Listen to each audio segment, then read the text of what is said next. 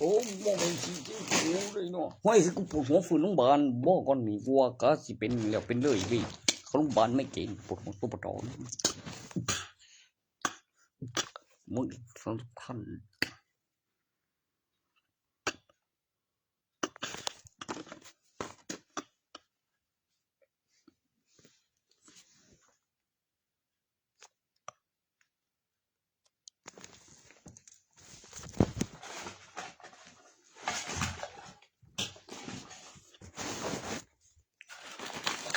เตะอ่างนี่กูจะกินมึงเนี่ยทีโอ้ยโอ้ยเสียงมัน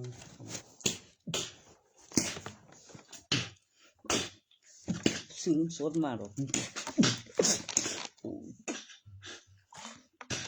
อืมอืมอืมอืมอืมอื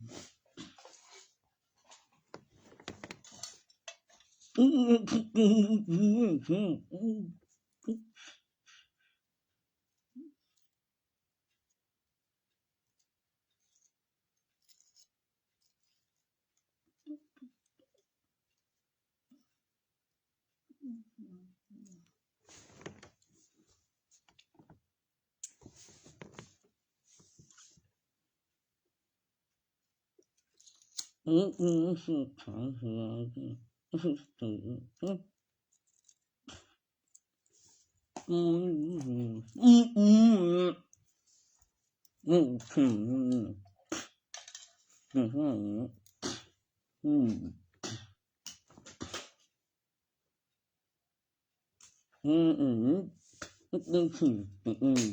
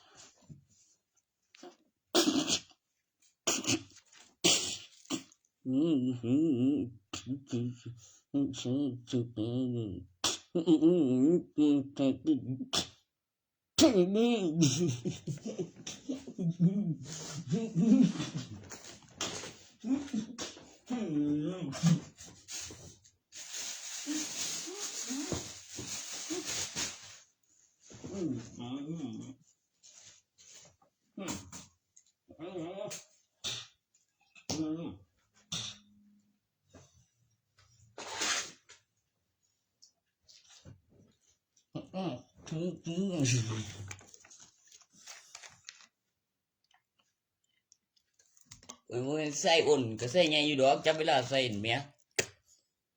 เดี๋ยวเพิ่นก็สิคู่ไว้ว่าบ่มันขาพอมึงเนี่ยทันได้ไปมึงหูยไว้หยังตบสวงเงินใส่นี่กูเป็นพยานนี่แม่มึงติหนีหยังใครหยังจะไงกูแจ้งตำรวจก็ได้กูแจ้งพี่จับเวลาหยังที่กูดูเขาเดียวเห็นผลที่ดอยต้องดอยแม่งเลยฉันขี้ลอยเบิดป่องเบิดด้วยกูเลยขึ้นออกกูเลยหายไม่ใช่เบิดโบ้สักพ่อไปเขาบ้านเอาเดี๋ยวเอาเลยในบ้านเขามันมีบ่วะเทียงซอยกันว่าโดดบินไปกูจะบอกของเธอเอาไปยังหลักของกูบ่พอกูเอาไปแลกเองบอกก็จริงแท้มันจะบูไปเอาคืนอีกนะเอาตื่มบ่วะ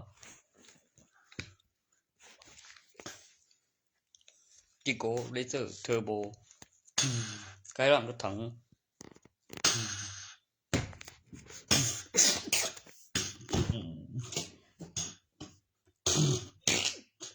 โอ้แม่งบ่อู้แม่งคลุมสุสานเลยบ่มันนั่นหูจำเด็ดหัวนักตาข้าวหัวเด็ดหัวผีกินว่าแจ้งตำรวจกันนะซึ่งจังบอกถึงกูบักกันเพียงเด็ดหัวผีเนี่ยเฮ้ฟื้นเลยก็ฟื้นเลยจีตัวกูฟื้นขึ้นมาเหลืออยู่หลายอย่างบอกอยู่เกณฑ์ทหารละไม้ชุดเอาคนเฮ็ดแล้วมีดอกไม้ขาวว่ามีซาเดียวกันเห็นมาโซ่หำตกแดกนั่นกูว่าเป็นสินครับหมอส่วนดอนว่ามันรถถังหรือไรตัวพรนส์แล้วเฮ้ยมาเปียวเฮ้ยก็เจอเป็นจังไกลหลังรถถังโอ้มีผู้ผ่าสาวว่าใส่เพจบ่ด้วยหงบอกว่าคือสุยุงบอกกับปีศาจว่าปอบเป็ดแบบคาสินแสงเสียเฮ้ยบอกเถียงไงเถียกูบอกว่าตัวที่เอกสารสับขุนกูก็เถียงแล้วเว้ยมึงเจอเล่ารถถังบอยตามไปเลยไปโกนี่เสร็จเธอบอกเมื่อไรจะโดดตามเขาวางเจ้าว่าเจอมาควงอยู่แบบชุดถังไรโตง่ายถึงไปส่งกันบ้ามันก็มาสมาเล่นนั่นก็ปุ๊กเสกเสร็จก็ขึ้นลูกบสูนมันสี่ก็ทั้งเดมันทั้งยาเวผู้คอยมันบอกว่าลืมตั้งมีความสุขใดว่ามันโศกสินสังเสมาเจอเดียวกับรถถังเทอยู่แต่ก็เจอตามไปสืบพรบ่โดยวิธีใดบุยเรียกบบาปน้ำใดเปิดข้าเองแม่งบ่เวียทานบริเสียอ้วนเบิ้ลตายละ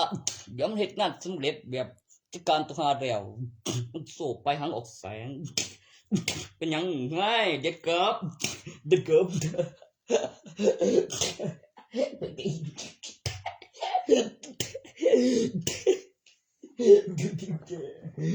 สั่งมาดิเกือบ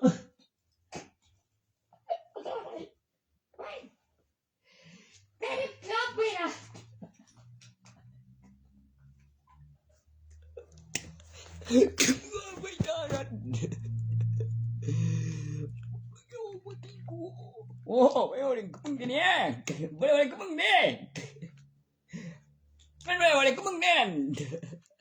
มึงจำไม่เอาเลยนะมึงนี่ว่าบอก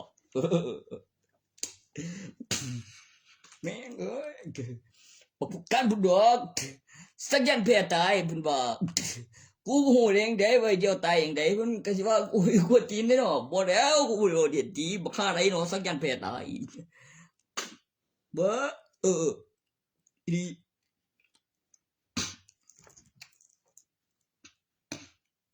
คือเดียวสิตายบ่วะโอ้ยไล่มันบ่งาม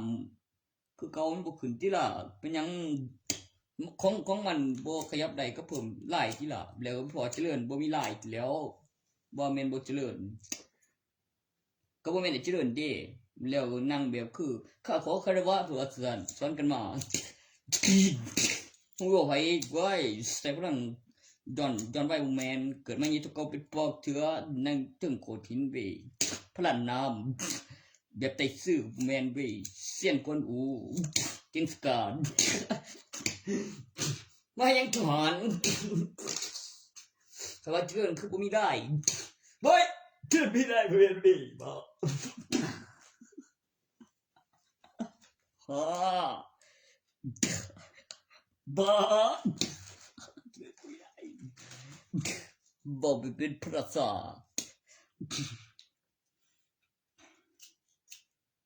ไม่ต้องกูแค่มีเป็นพระเจ้ากูดูศิลปะเป็นเหลวศิลปะประสูนในเหรียญเป็นแห้งเหลวกำไรวัตถุส่องตารางเหลวขึ้นแล้วได้จำได้ตลอดก็มีอันหลังเก็บทรัพย์สินอีกคันกำไรวัตถุเนาะมีเบียนเอากับหัวขอเนี่ยกับการพัฒนาก็ต้องไปจัดการแล้วก็คืออย่าลืมคุณหมอเนี่ยแค่ว่าโอ้เดี๋ยวนี้มึงคอยงานเมียจิสันจิจีจึงน้อยนี่นะขันตำแหน่งมีโตนั่นบ้างอันนั่นโอ้ไปแล้วไปเลยน้ำมันน้ำบอกมึงคือกตีกูแท้ไม่กูตีก่อนกะตีกูน้ำตีโอ้มึงคือมึงแห้งแค่วะไม่กูตีก่อนนะบอกกูตีก่อนนะบอกมึงกูซื้อตีเฮ้ย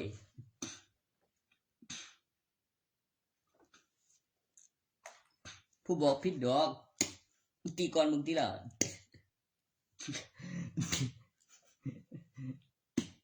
ไม่มึงตีบหอดก็วันนี้พันสิวายเนาะบ่แล้วขันวางโตกูปูถั่วเสือขันบอกเรื่องพยานในสมัยนั้นเลี้ยวนับมึงมันยังเว้ยเลยหาไม่โตกูเช็ดอะไรมึงบ่ได้เลยจีวายสตีนอีหลีไม่ใช่มึงเป็นเมียปู่ทวดเด้เกิดก่อนวังปีเกิดก่อนเหรียญวัดซ่านกะเป็นเมียขันได้ท่าเนี่ยแมวแต่ไม่แต่เว้ยตัดท่าออกถ้าร้านสนถ้าคนบุแต่งแต่ไม่แต่ว่าแต่ยังแค่กิจกรรมวันเสาร์ไล่เดือนเดี๋ยวสตาร์ท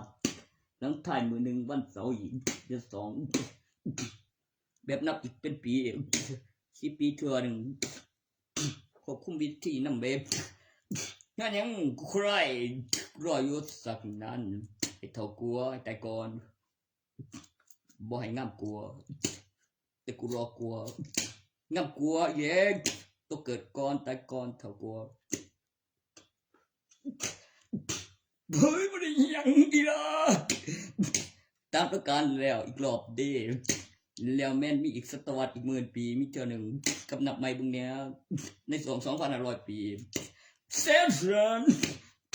อีบ่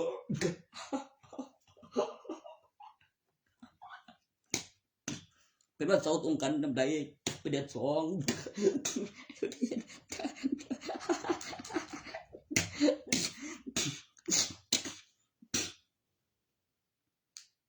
ผู้คุมเวลาก็วินาทีจักรวาลก็มีในห้องกับนอกห้องกับถ่ายทอดสดแล้วเวลาในการเดินกับถ่ายทอดสดกับผู้อื่นกับพยานเหลือหลักฐานโอ้ยคำเงียบเนี่ยนั่นน่ะแม่กับสิ่งเนาะเป็นหยังครับกับซุปเปอร์ฮิโร่แมวโอ้ ต้องกูมันพูดบ่พระเจ้าที่กูจะเป็นบ่แพ้เลยแม่กูบ่เอ้ยลูกจะมาเมียนไปบ่ด้วยจะเมียนไปตัวนั้นถ้าเพิ่งหยังกลับมาเนี่ยแม่ให้ลูกค้าบ่รอบเนี่ยคันบ่ขึ้นมาไปเถียงความคันท่านบ่คำแรงบ่เพื่อร้านเรียนขาบ่ขาแล้วร้านเฮ็ดก่อนทีนี่ร้านเฮ็ดก่อนแล้วยังเบิ่งโลดอีหล่ะแนวใดก็น่ากูไปปล่อยแม่มสิว่าไปยังกูนอนนำกันตัวอย่าว่าดาวหายเอกกูว่าประกันตะเกียนบอกว่ากูดีๆกูได้ดิมันอยากตามกูมาเองกูก็เลยว่าเกิดก่อนเนื่องจากหยังเนื่องจากให้มูเงินบ่มูเงินอะไรมึงได้ส่องเองนำเดมเป็นยังก็งานเพิ่นวิมันเฮ็ดแต่หน่อยหลายจังเพิ่นบ่เจ้าตัวนี้จะใบทะเบียนบ้านมันเป็นพยาบาลที่ล่ะบักนั่งอยู่ในงานโอ้มันหมอเดี๋ยวยังให้เกิดก่อนปีหนึ่งที่กิจกรรมดีอย่าลืมขี้ขันดียังไงจะเกิดก็ได้10,000 ปีใน2,100 ปีเรื่องที่มหัศจรรย์ทั้งสุริยคราสจันทร์สีแดงความจริงถ่ายทอดสดฟีนิกซ์โซเพอร์เฟกต์แล้วก็สลัดแสงเป็นพระจันทร์โซโลต่ำๆนั่นผมเองคนเดียวเวทได้กายจากนั้นมาแล้วจนครบทุกอินยังน่ะและอีหยังวะก็มีอะไรดินก็มีคิวสั่งตัวสีตาทานเนี่ยห้วยตัวอะไรดินมันบ่นเป็นตัวใส่ดีไดกูก็บอกมึงแล้วตัวสีตาเมีย2 คนบ่วะสีตาคือตัวนี้ตรงบ่สีตาเกิดเจ้าของศาสนาเลดนาแล้วก็เห็นในเสื้อถือก่อนในที่บ่ได้ง่ายปานใดนอกจากสิไปหาแล้วขอแล้วประโยชน์ต่อประเทศศาสนาตัวโฆษณาแล้วนินทาไกลแล้วมีวัดแล้วมีกำแพงวัดนะแม่แล้วทำวัดกันแล้วมีหนังสือมาขายเป็นคาถาศาสนาพุทธแม่งที่บ่ขายบ่ก็ท่องนั่นล่ะบ่เผ็ดบ่นำเขาอยู่บ่สูญสลายก็ปลุกเสกเฮ็ดไปนำก็บ่น้อยกว่าเก่าเด้อล่ะเฮ้ยมันก็ได้บ่นี่ก็มีว่าใจทานเสื้อถือที่ละขันเดี๋ยวมีผู้เฒ่าอีกองค์พระมหาฟาโรห์ก็สิได้ขึ้นบัลลังก์ต่อจากเป็นพระเจ้าของศาสนากำหนดเวลาคือโมเมนต์ขึ้นเดียววิเมีย2 คนลูก2 รุ่นเดียวกันกับกูก็รุ่นพอวิล็อกกึกโหลดกับที่มังกรตัวหลังเมีย2 คนจีนแล้วสายาบางร้านถือกำเนิดขึ้นเป็นมาเฟียในอินเดียแล้วมีไม้เหล็กไอ้บางร้านไม้เหล็กเป็นยังห่วยมันเป็นมาเฟีย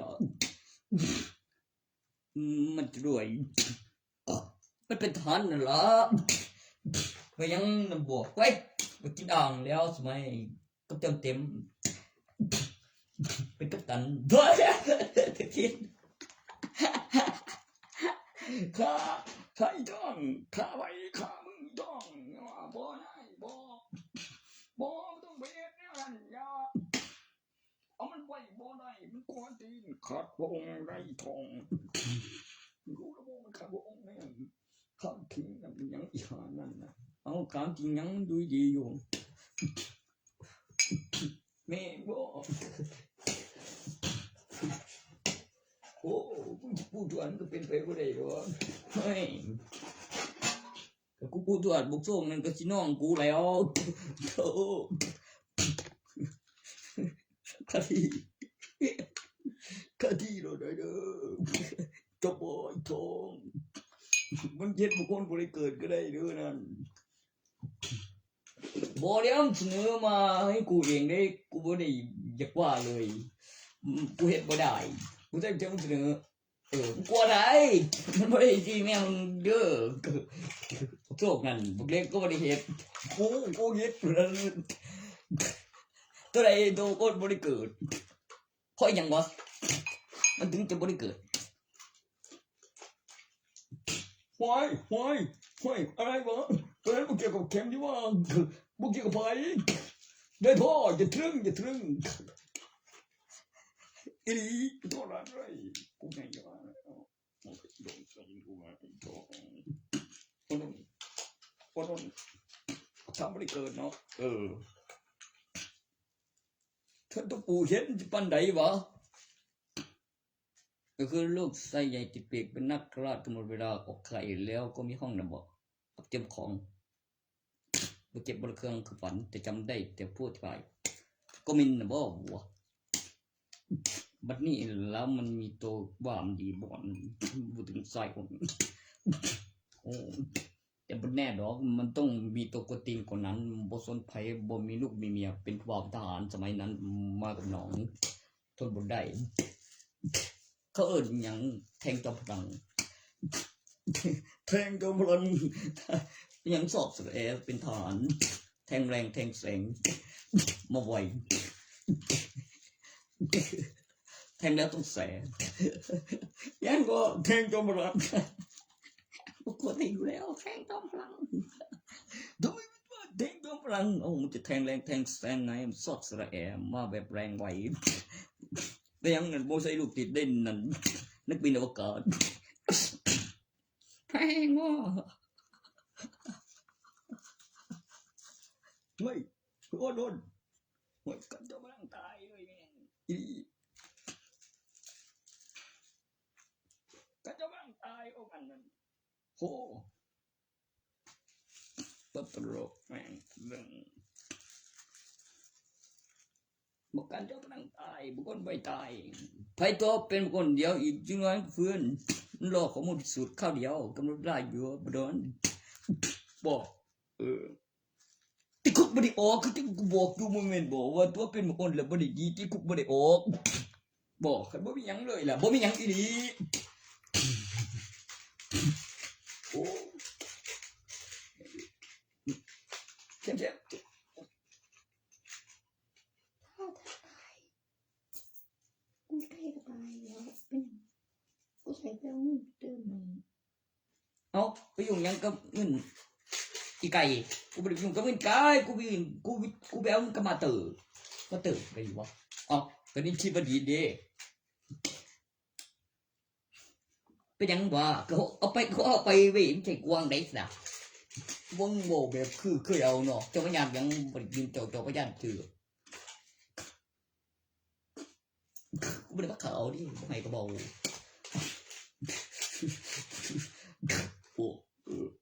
ว่าอยู่มีคนเขียนบ่อน หามาเนาะ เงินแพง เงิน โมเมนต์ที่บดีวรเดชเด้งไปเบิ่งใหม่เบิ่งในทำเนียบรุ่นนั้นใส่นิธิบดีได้ไหมเปลี่ยนชื่อเนาะตอนนั้นเอามาแล้วยังไม่เอา คือฝันแล้วล่ะเบิ่งแต่คำนวณตัวเลขแล้วมันยังกูจะเอามาตอนไหนไปยังไม่ถึงเลยบอกเนี่ยละทำจะคอมเจ้าอะไรแล้วไอ้ตัวพยานน่ะกลัวว่ามึงบ้าเอาเป็นเงินตัวเองบ่ว่านั่นอย่านะ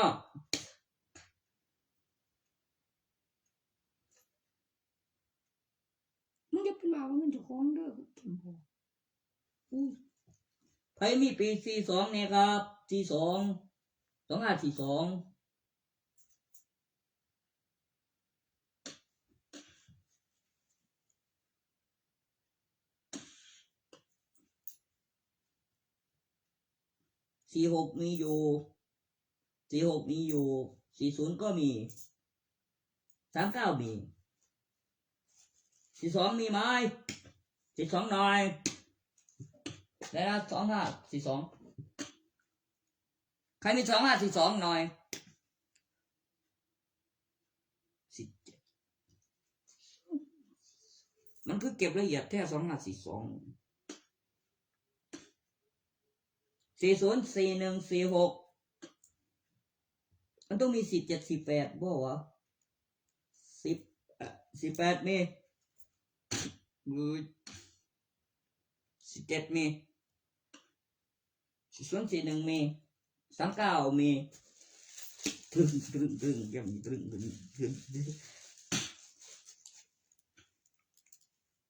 ันแม่นไว้บ่ได้ถึงเด้เด่นบอกแม่กูคู่ชวางสั่นก็โตมีไปทะเบียนบ้านโตก็มีเว้ยแม่ก็ขายเงินแล้วค่าพ่อบ่บ่หายหมวยเส้นเลยเขียดบ่เฮ็ดต่อขนาดเอาลูกบ่กูบ่ได้เฮ็ดเองนำได้ลูกผู้อื่นน่ะแม่เก็บเส้นมันเถอะเชื่อกูดิมันจมหวยบ่มา5 ปีโอ้ยเอาลูกหวยเส้นย่านเศร้าเฮ็ดบ่กูต่อบ่ได้เลยเอาลูกเส้นว่าซั่นกันใจมาก่อนบ่เป็นหยังบ่วะมึงจะเอาใจมาก่อนพุ่นบ่ว่าแต่ใจมาก่อนอยู่บ่วะตัวใจมาก่อนนั่นใครหยังวะ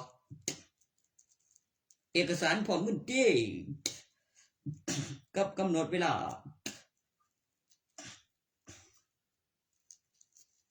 ที่กองจรป่าวะก็ดีที่กองจรนั่นมีบินสำรองย้อนไม่มีทางเขาทางออกมองเดียวก็ได้รอกับกระแพงเด้อเป็นยังคือติดบ้านกลัวการเกิดเหตุนั้นถือเต้นถือเต้นเงาวงชี้บ่กูก็เริ่มมีความรู้สึกมันกับคนมาแบบกูมีความรู้สึกบ่ดีคือหยังไผบ่ดีกูดีอยู่นะยาไม่เป็นกูหายได้แบบนี้หายเนี้ยกูสิย่านบ่ดีมึงอยู่ทางพุ่นตัวนึงบ่กูวายกูพิสูจน์ว่ามันเล่นเงียบนี่เท่อีกบ่บุยพลเบบ่อย่าดิบุยพลแล้วคุยกับสาวทางนั้นนำแม่งบ่คือกูเหงานี่มึงเหงากูก็บอกอยู่ยังได้วะเฮ็ดจังได๋ผู้สาวบ่กูแม่นแต่บ่ลืมแม่งขับพยานแล้วมันก็มีค่าหลักฐานบ่ว่านี่อีกจังว่านี่บ่พยานบ่หายบ่ว่ากูมาเนี่ยหายอีบ่ว่าโอ้ยเดี๋ยวหายอย่าหายซะอีกแล้วปกติมันเป็นยังที่โตบ่ได้เกิดมันการสอนดีแม่งเอ้ยกูกลับไปหาเขาบ่ฮอดมองไปตึงใสยังไงอายยังไงอายยังบ่โอ้ยต้องได้แบบเข้มบอกล่ะคันใจเบิดหาเงินไปใจเบิดจีแต่ของเขาบอกก็ได้ไม่อีกดูนั่นเขาโทรหาแต่คำเศร้าเลยบอกจบแล้วงานนี้คือของเบิดบอกว่าคือบ่ได้แบบบอกจะเอาไหมไม่เอาอย่ามาบอกแบบอ้อแอที่โกหกบูบ่เอาดอกโอ้บ่ใจคือไปบ่ใจบอกกูกว่าดีบ่ดอกคือก็ไม่ได้แบบบอกมันท่าซื้อบอกเลี้ยวไปใจเห็นบอกว่ากตีกูเดือกว่าอยู่แมนอยู่เต็มเดือกไปเป็นยังบ่ไรนะมาเตอลอยผมสมัยเป็นกูเนาะเว้ยไปทานเนี่ยเจ้าจะเป็นมาเตออายุถึงมิดุนแม่ลูกบ่อยเดือรุ่นบิวบ่เป็นดีตัวนั้นมันเป็นพญายดิซัมไอเซรัตนั่นในฐาน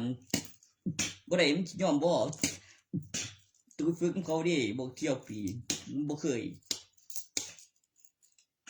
เวลาเด้จะเป็น เอาก็มีทันก่อนแล้วมีทันมีมันโดนเดี่ยงตายรุ่นถัดไปนะบอกก็อันถัดไปเบกเอาทำเนียบรุ่นก็รักฐานแสดงที่บ้านแถวมาเงยว่าเฮ็ดเป็นจะไม่เฮ็ดแข่งหยังบ่ เทศเอาเองนะ ว้ายสดไปก็มาแล้วถูกตีนกูนะโอ้ถูกตีนกูนะผู้ใดบ่ถูกหน้าเนาะบ่ถูกอีหลี อายุเกินหันบ่ได้พี่น้อง อายุเกินนั้นบ่ได้อย่าเว้าบู้เรื่องตอบเป็นวิโอได้ตัวทานเกณฑ์น่ะแหมตัวมันสมัครไปเป็นครูเนาะกูก็บอกอยู่เด้อ่านมึงดีหรือบ่สมัครไปเป็นครูเขาก็ไปหาเงินมาไว้เด้ก็ต้นฉบับแม่นอยู่10 ล้านข้าวเดียวโอ้มันก็ติดเครื่องเลยที่นั่นมีต้นฉบับก็เตรียมห้องทานมันยังก็แพ็คนึงต้นฉบับ10 ล้านตื้อของกูจะโดนอีกเจอเป็นหลักฐานวัตถุเป็นกำไร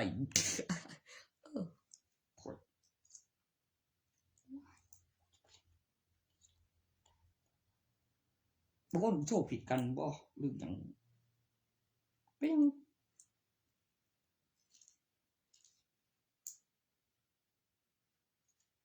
มันมาบอกพี่ว่ามันชื่อคนบักทามนะบอกบักทามอากาศนะบอก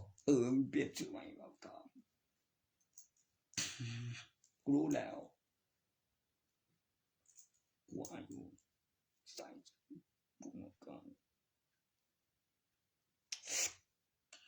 เจ้าไปสืบเบิ่งแล้วบอกเจ้าสืบเบิ่งแล้วบอกพี่กันกูสืบเบิ่งแล้วกูว่าอยู่บักเกี่ยวกันที่โดนตีนกูว่าอยู่เสียงมันไม่มีความผิดเด้อ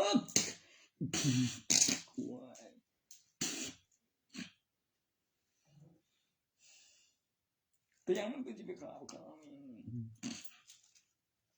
น่ะมันก็จะไปข่าวบักฮาท่าเนี่ยมึงเป็นไผล่ะได้ดีบ่เมียงสิบ่ขาบ่กูว่าอยู่มันศูนย์บ่วะว่าสิศูนย์ยังได้กูมาไว้ผีที่แพงครั้งกูบ่ติดแท้มึงเป็นเมียมันจะตอนใดบ่ย่านบ่ไว้ขาบ่ให้บวกนี่หรอกไว้คือมันแห้งเด้ปูทวดอีลูกกูอีกปูทวดพอมันนี่มึงคือตัวไหนมาเอามันมันเถอะ เด้เด้บ่แม่งเอ้ย ออกมาเลยกี่ล่ะหรือมึงขี่บ่จังกูตีนหาเรื่องเนอะ เดี๋ยวเที่ยงใครล่ะตายด้วยใจบ่วายเลยขี้เดียดโทษแบบคือ ไม่เป็นใจขี้ไม่ใช่ขี้เกียจนะเจ้าแล้วอีละโอ้มันญาติไม่ได้เกิดมันเว้ยจะบอกผมนำหนึ่งหรอเจอโอ้จะบอกไผ่โอ้โทษกูมันแม่ยังไม่เกิดว่ากูบอกมันโอ้ยมันเชื่อเราเองมันดีกูพอได้บอกบ่ได้เฮ็ดลูกสาวดีเบิ่งเดียติดดังนามสกุลเพิ่นเจ้าเองเพิ่นได้นั่นว่าสกุลดังบ่เฮ็ดเองเนื่องอยู่ดอกกับวิดีโอนั่นก็คือว่าดีหยังบ้าบัวมันว่าเฮ็ดหลานสาวบ่หรือหลานชาย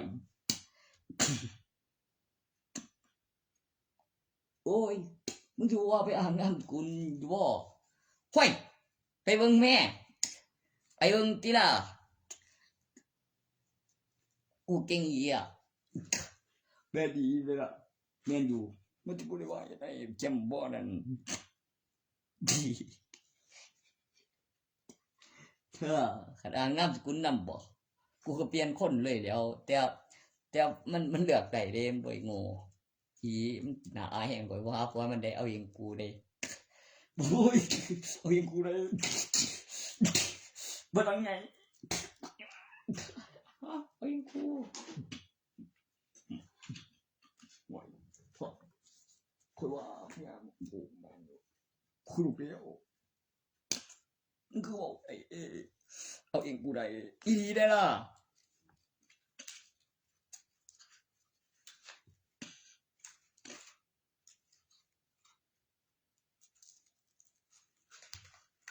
ห่วย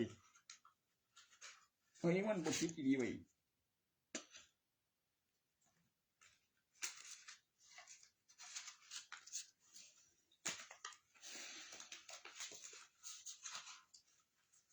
บางหันละ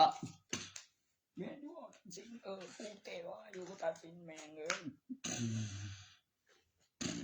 เอาคือว่าลูกแกมาล่ะโอ้ยมันก็มีพยานวิก็หน่อยลงวิโอ้คุณเจ็บขึ้นยังไรโกรมันก็ว่าลูกแกมาล่ะไปละสารเฮ้ยก็ลูกแกมาแล้วกันสู้คดีไปเบิ่งเป็นหยังมีพยานในงานแล้วก็มีหลักฐานแล้วมีค่าเสียเวลาแล้วมีพยานแบบนี้ตอนสู้คดีได้สู้คดีมีผู้ชนะได้รางวัลนะไม่เนาะโอ้ยบุกยาวแต่ได้รางวัลพ้นโทษหอดสำนวนเฮ็ดหยังมันบ่ได้เสียหายเขาอยากเรียกหยังก็ได้แต่บ่มากไปนะแม่ตามโทษแล้วค่าบำรุงศาลอีกโอ้ผู้พิพากษามาตามเบนผู้ใดอธิบายละเอียดบ่ข้างข้าตีต่อหน้าพยานยังใดมีใบทะเบียนบ้านมีคนเดมีคนเฮ็ดผิดก็มีคนจับก็มีคนต้องการผลงานแล้วได้ผลงานแล้วก็คือเอาเงินแล้วก็คือว่าไปแต่บ่เอาก็บ่ได้ว่าหยังคือเอาไปเทียมหรือคือสิคือออกอยู่เฮ็ดต่อได้กูห้อยเขาข้างบ้านเด็กกูยิงมันก็เด้อคือจะบอกเขากูตีเถอะเมียไม่ได้บ่โอ้ยบ่ได้มาลุ่มตีขี่รถมาลุ่มเอาไผบักหาตีบอกจะตำรวจไปตีกูไผล่ะจะไปบักเปรี้ยวมียา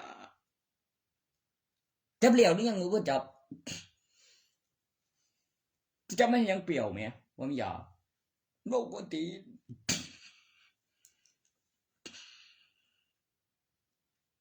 ไผไปจับบักเปรี้ยววะกลัวอยู่บักเต้อ้วนอยู่บ่นะสิกูไปจับดอกเปรี้ยวกูจะไปจับเปรี้ยวยังเป็นกันเฉยเว้ยโยเด่นโว้ยจะบ่จับเปรี้ยวดอกจะมื้อแนวนั้นยังบ่เต้อ้วนบ่อีจะไปฮอดสารเดชนะบ่วะไปจับได้กูไผกูมีหยังไปจับหยังเจ้าจะรีเดอร์มีมือหนึ่งมันจึงจะเขาบอกว่าอีสื่อแบบเจ้าสื่อ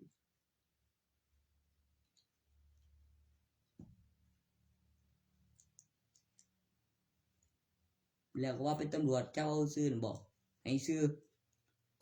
บ่มีก็มีอยู่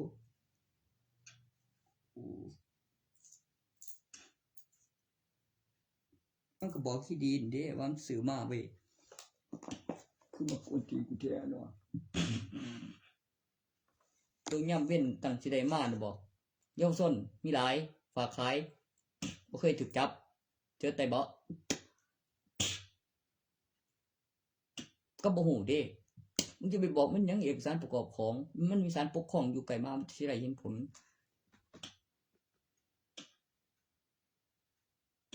โอ้แม่คุมึงอยู่มึงเข้าข้างไผเนาะเข้าข้างเจ้าของอยู่ครับแม่นบ่เขาเจ้าของอยู่ข้างพ่อไปเป็นสารได้เสื่อมดอกไปบอกพ่อมึงปุ่นมันสิไปเป็นสารมันสิได้เป็นบ่สิเป็นตะกุยดอกมันยังเข้าข้างกวงดอกพ่อเข้าข้างกวงไปเป็นสารได้ตีนกูนี่แล้ว ขัดตัวเฮาบ่เข้ากลางดอกทะลึ่งอีหลีตีนกูนี่แล้วตัวอีหลีแม่งบ่มันจะเปรี้ยวไผมันจะเปรี้ยวเดี๋ยวบ่เปรี้ยวจบเนี่ยโรงเรียนได้ร้อยตำรวจกูเพิ่งแซมต้นจบมึงก็สิกินแดงๆเอ้ากูก็ตอบคำถามอยู่เด้กับระวังเด้อเบงบ่กับพฤติกรรมแบบมีของโอ้โอ้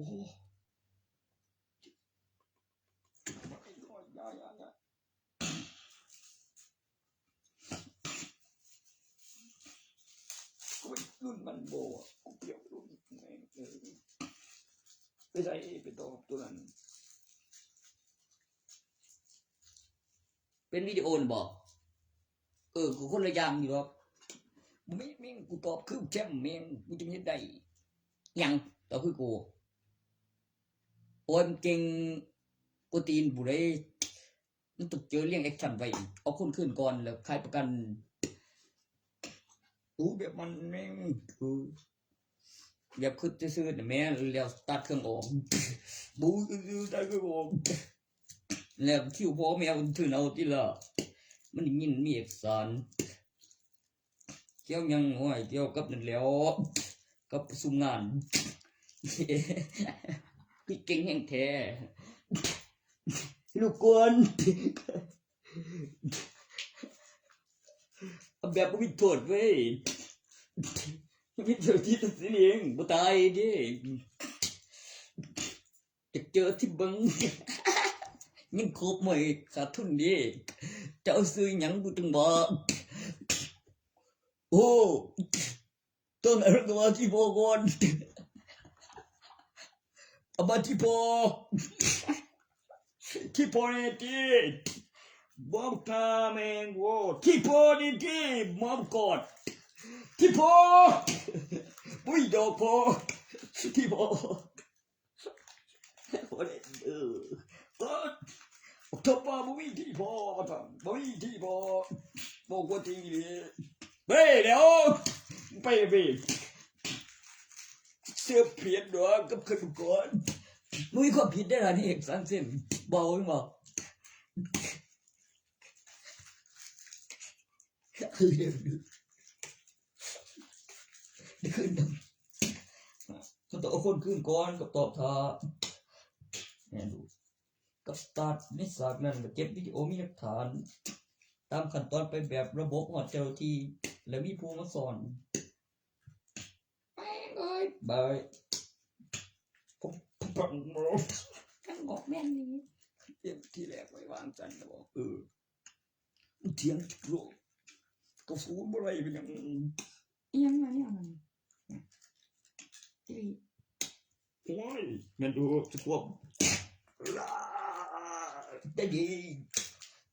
แม่งพวก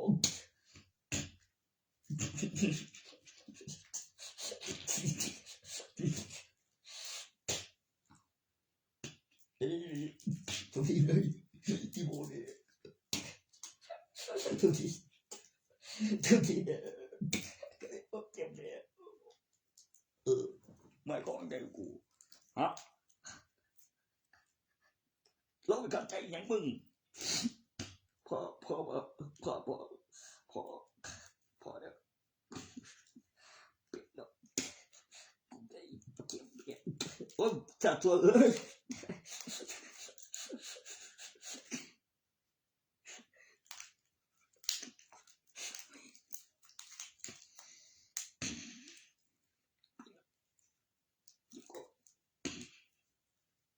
เขาบอกสิบโตตัวกูติแม่งบ่ก็เป็นเมียพวกผู้เดียวบ่อนนั่นฮะบ่ก็เปลี่ยนเกี่ยวกันก็มองเหตุการณ์แบบหมู่มันเพื่อนบ่เลี้ยเชี่ยวดินเนี่ยบ่ได้ก็คือเสียดได้นั่นมันเจ้าเป็นแล้วตึงเลยนั่นอีกหน่อยก็มีตัวเสือเข้าไปเด้อีกล้วยปอบ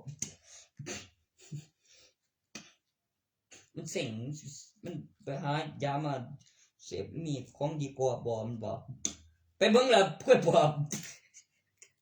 ไม่เสพมาแต่วันละ ตัวนี้บุญตัวนี้ใจเย็นดียังลูกน้องโอ้โอ้โอ้โอ้โอ้โอ้โอ้แบงเลยยังมาตรงคือปกติกูเท่เล่นกูทุกทีบอกตามพยานมันยังลูกสาวลายไอ้ปุ๊ไอ้ยาสาวลายยางอ่ะสาวลายยาก็บ่ทันได้ตาย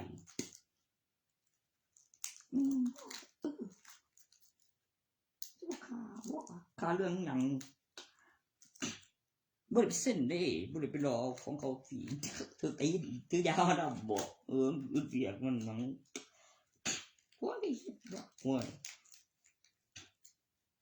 ตีบุจักแล้ว หัวก็มี ควรเป็นพยานเลยนั่นนับของทุกทีแรงแรง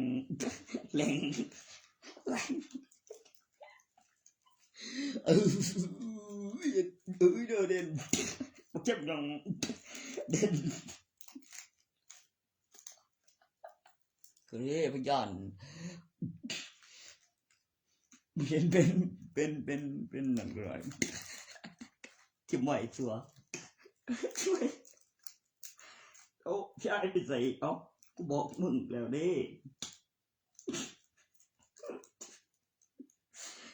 ว่าใหม่ ทุกทีพี่ไม่ใช่เป็นพ่อไหมมากหน่อยบอก ใช่ที่สุดไปยังกูจัดงานอยู่ดีหรอเราก็จัดงานอยู่ดีนั่นบอกจะดันจะบอกเช่นนี้ ใครหรือวะกูบ่เข้าไปยังวะก็เข้าไปอยู่ดอกก็มีอัลบั้มรูปไปยังซีอ่างบ่ตัว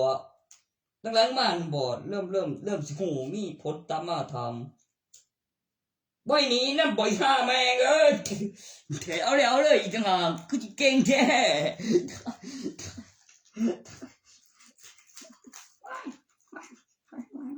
เดี๋ยวเอา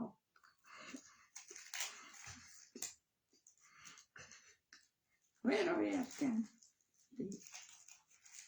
ให้เราเรียนก็ไม่ใช่กันจังงำเลยจังบุกบอกว่าเรียน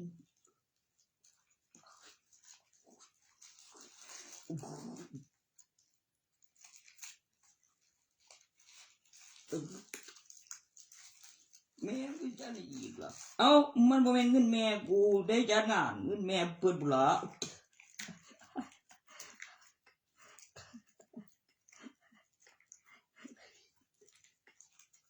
บ่ฮู้เด่นมันสิได้เอาเงินจัดเองอีหลีกูไปตัวแต่ว่าคือของมันน่ะแม่นวันที่เวลามันก็สิอ้างรวบได้นั่นอ้างรวบแนวใดเอาแม่มึงนำอยู่บ่อีพูนบ่แม่นแม่มึงได้เด่นอีพูมันลูกกูอีหลีได้ตกเด่นออกเคลื่อนแล้วนั่นลูกอีมุกละเฮ้ยวะไปวันงานลูกผู้อื่น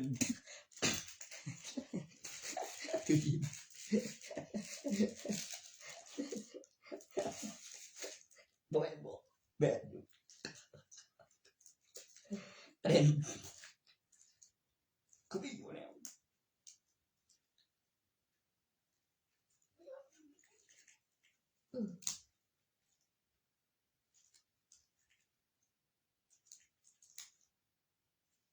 ประเด็นนะเปิ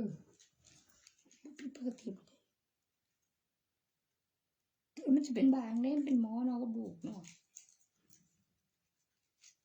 มันก็เขียนแทนกันเด้กฎหมายคำหน่อยก่อนโอ้มันคนระดับบ่สิได้หยังนั่นบ่ก็ได้เลี้ยงถามใหญ่เอาเมียบ่ทะยะจัดงานแม่สิอ้างยังว่าใหญ่เสียดเลี้ยวก็บ่พยานเฮ็ดหลานอีนั่นก็ตายก่อนเกิดก่อนปีหนึ่งถ้าในงานกายยุมก็ยังเป็นเด้เกิดก่อน แล้วบอกตัวประกาศก็ทำแล้วยังบอกว่าเขากินขัดจังไรฉันเองฉันเนี่ยอะไรฉันเนี่ยแล้วเธอจ่าเกิดก่อนตาย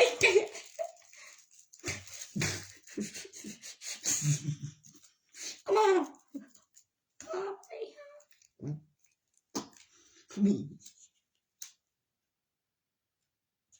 เฮ้ยเจ๊แม่นี่บอกจะมันเนี่ยไม่หรอกบอกข้างเนี่ยแก้มแน่กูอายุ บ่ถ้าบางเรียกคนตีนกูจะขาดน้ำมันสิตีกัน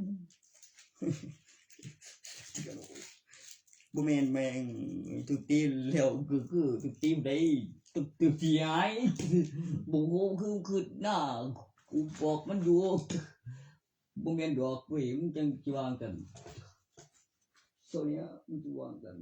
มองสนุกมันดีสาวบอก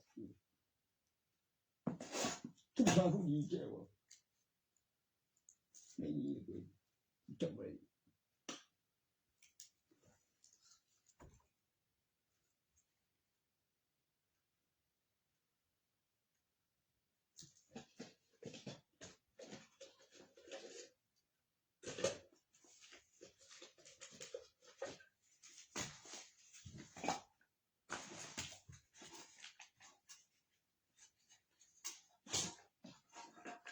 มองฝั่งนี้ถึงจะเป็นอย่างมันคืออย่างมึงเป็นบ่เฮ็ดเป็นข้อละวันดีเทวไอ้ช้อนได้ช้อนได้ยินอยู่บ่ล่ะฟื้นบ่ว่ากันว่าเมียเอาหัวบ่ต้องโวกแบบรุนแรงกว่านั้น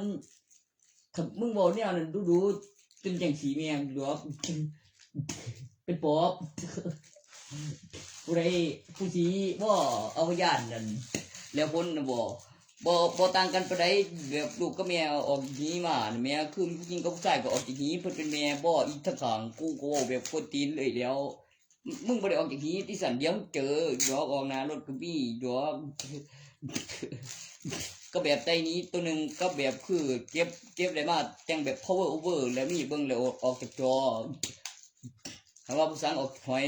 กูก็สิออกจากจอแล้วเติมไฟคันว่ามันเกิดจากหีเป็นสายมันออกจากหีสเมียมึงมีคือกันล่ะมึงจะเจอผู้ชายบางคนอยู่ดอกกูเอาไว้ตอบมึงอยู่ไปตัวหมอกูไปหามันแล้วจำได้มันได้บ่เอาแท้เลยเป็นคันเอาก็บ่ได้มาตัวบ่ได้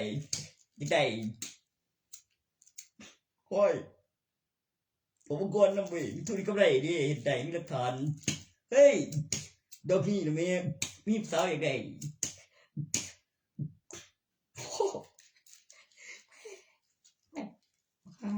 ผู้ชาย มึงเจ็บดีสักทีโอ้โหอุดอกอีนั่นรถเจ็บรถเจอบอก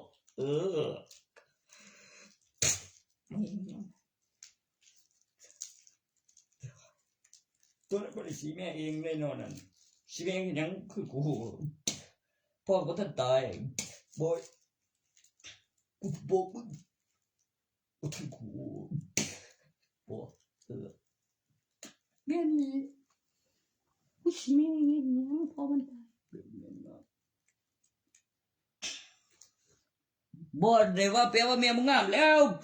มันจะว่ากูขี้ไหลฉันไม่จีบกูโง่เด้อเว้ย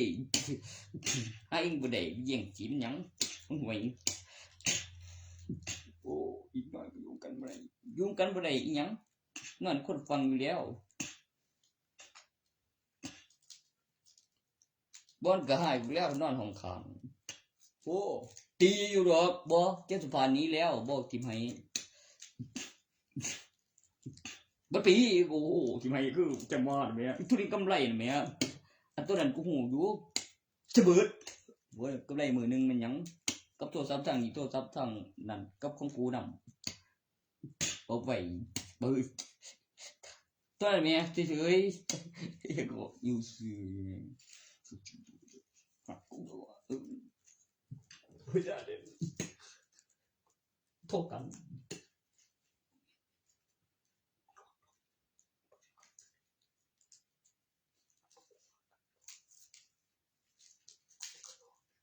เฮ้ยแต่คนนอนดีเลยเหตุการณ์เงินมาโดนอยู่ใส่ตีนเมียอกจะโดนเลี้ยวใครมันตัวว่าตีเหตุการณ์นี้แต่ว่าเหตุงานอยู่นี่ครับบอก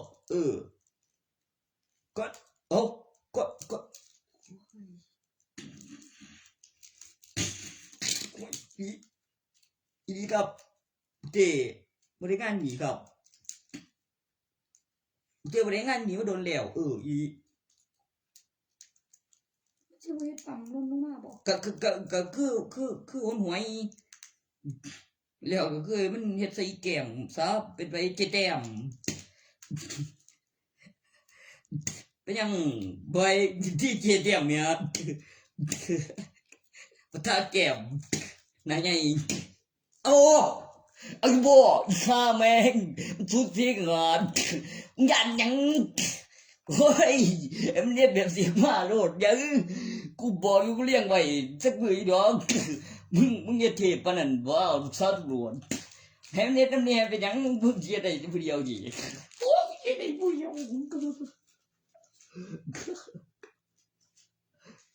บ่แม่นให้มันเน็ตผัวอีห่าอีปีมึงเบิ่งไว้นางสั่นน่าสงสัยแค่อยู่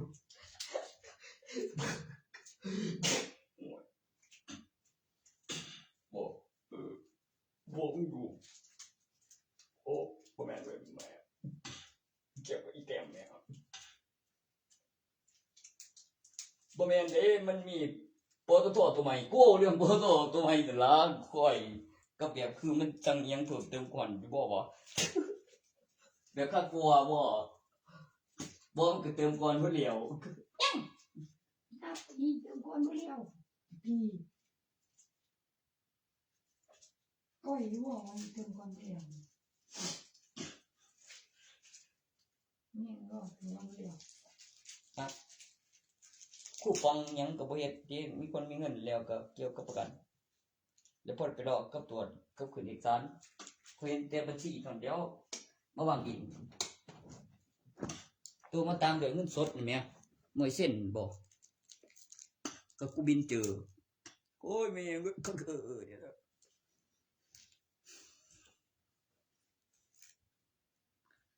ตัวนั้นมันก็สิอ้างสถานีตำรวจบ่มันอ้างสถานีตำรวจแล้วก็เติมธนาคารบ่นั่นฮะมันนี่ประกันชีวิตยังบ่โอ้ยตัวนั้นมันจะว่ามีโปรเติมเขาในหันบ่ก็ได้มาย้อนหยังแล้วมันก็เติมเขาเองเด้โอ้ยเจ้าไผบ่วะก็ไผบ่มันจะแทงผมมันจะได้มันนี่ผัวเดวิดไว้แม่งบ่อีกหาคือกันอีนั่นคือกันบ่มันบ่เจอตัวมีครอบครัวบ่ได้มาย้อนหยังนั่นนะเหรอเดี๋ยวนี้อีหลิวยังเหรอเบิ่งทรงแล้วบุ้ยอีนั่นเหรอคือกันบ่เลยที่กูไปหาหมอบ่กูจึงบอกโตอยู่เหรอมันเป็นหยังล่ะเอาเฮ็ดเป็นเด้จริงเริ่มแล้ว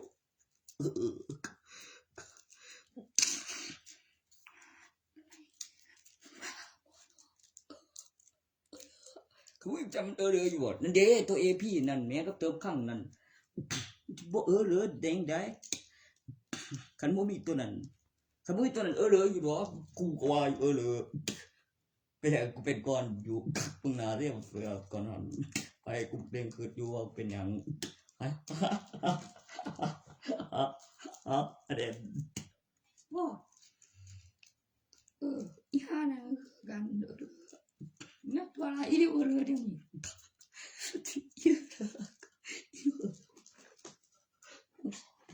ไม่รู้อยู่เลยมึงหูมันงอยอยู่เป็นหยังแล้วย้อนนะเมียบุเทปันไดนั่นว่าสิมีคำเจียงเลี้ยวขาเขาอีเมทาอยู่ด้วยนั่นใจซะใจเป็นยังรอไว้เจ้าโดแก้มเดี๋ยวเหลืออยู่ดอกแล้วก็จะคล้องลืมมันตาถ่ายมันก็นักเลงกูน้องที่ดอกเยอะเลย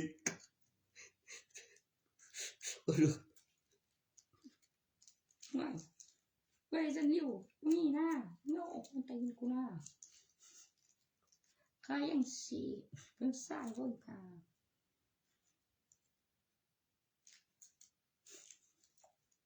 บริเฮ็ดนะแม่แล้วก็ย้อนนะแม่โอ้แล้วมันก็ย้อนเป็นยิ่งมันก็จะเป็นผู้ชายได้มันเป็นไปบ่ได้กูบอกคุณอยู่ ปิดตัวแม่นดอกบ่ อีเลี้ยวเหรอมันย้อนตัวนั้นมันหันเดี๋ยวตัวใหม่มันนี่มีบ่กูแม่งอีเลี้ยวมันใครสิ อีกก็เห็นทีเลยงั้นงามร้าย แม่กูใส่นี่คือสิฮู้เก่งแท้กูได้ข่าวอีหยังนี่เนาะบ่ดอกจะเป็นสายคนก็จะสายเฮ็ดก่อนนี่ให้มึงเฮ็ดก่อนที่ละกูบอกอยู่เฮ็ดก่อนที่ละอีเลี้ยวว่าอย่าไปเจ้าบอกมันโอ้ย มึงบอก อีเลี้ยวมันเหรอมึงจะบอกมันแนวนั้นเหรอ บอกอยู่เลยดีบ่พยาบาลเลยกูแจกเลยนะโอ้ตัวนั้นมันจะจริงมึงเทียมโลกกูจะเป็น โอ้ยนี่เป็น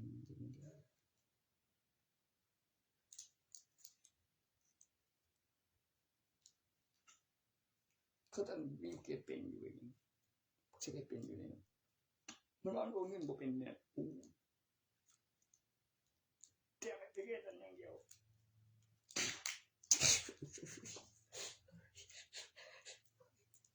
แม่งเลยแม่งบอก โอสระโอสระกินแบงน้ำแน่นอน มันมีเลย มีเสียงระเบิดต่อสายกันสัมผัสถึงมีเงินเขามีเครื่องไม้ถึงแล้วถึงเลยมีเครื่องไม้เหรียญมีเสียงโอ้มีตัวเลขใจตัวเลขก็มีหลักฐานวัตถุถ้ามาเป็น8นอกนั้นนะพวกสู้ต้องวิสูจน์อะไรยังดีโคจะเป็นบ่ล่ะตัวเลขกับตัวเลขแทนตัวเลขแล้วเขาสิจริงแล้วมีเบิ่งแล้วสูตรได้ลงทะเบียนแล้วมีค่าลงทะเบียนแล้วก็มีบัญชีหลีแล้วมีจำนวนตัวเลขของทองคำแปรได้แล้วเป็นบัญชีประกอบกับแอปพลิเคชันสื่อสารแบบเก็บหลักฐานแล้วโอ้ แข่งมันเป็นงอน โอ้กูใจกูเป็นว่าบ่อีแต้มนี่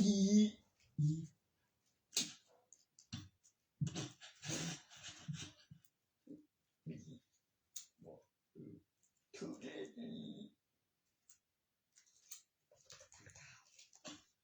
จับเลยบ่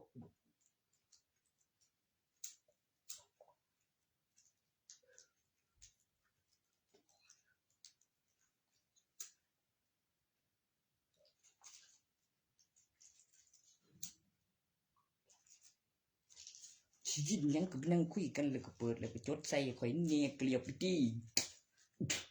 โอ้ยมันผิดกันเรื่องอิหยังดีๆกูก็บ่ได้จดเองบ่สั่นไผกูบ่ได้จดเองแม่มึงน่ะบอกจะหลายบ่กูบอกทั้งพุ่นอยู่บ่นะทั้งพุ่นบ่นะนั่นแม่นี่แม่จะบอกไปเลยเด้อแม่เด้อมันก็ถือบ่ว่ามีหลีสื่อนำที่ทางนั้นไอ้พุ่นเบิ่งบ่เชื่อกูเป็นหยังบ่ถือเลย ท่านผู้ซื้อจังว่าบอก กูจะบ่ถืออีหลีอยู่ทางนั้นไปผู้นี่บ่บ้าเจ๊ธนาธรไม่ซื้อหรอกมันอยู่ทางนั้นจริงๆ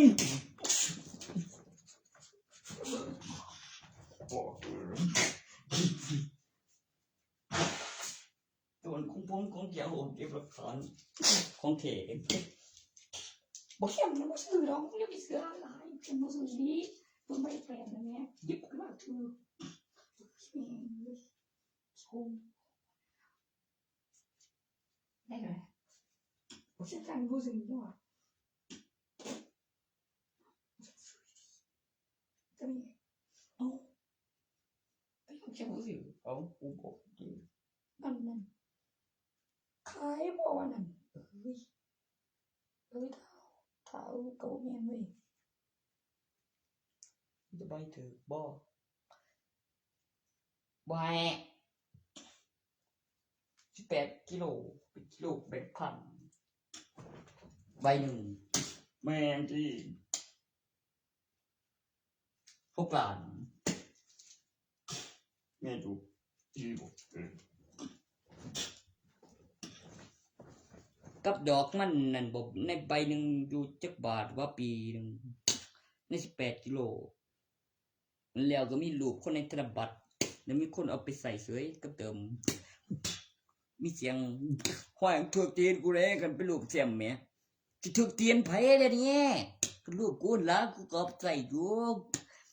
มันบ่ได้หยุดผลิตนะเงินนั่นมันบอกเรื่องมีรางวัลทุกใบเนี่ยแหม่ยุคสมัยกันไปขึ้นมาแล้วก็แบบใส่ข้างวะมันสิตกใส่ข้างหลายมันเนี่ยโอ้เขาบ่พอดีโซ่อยู่ซื้อยาเสพเบิ่งตุกตีน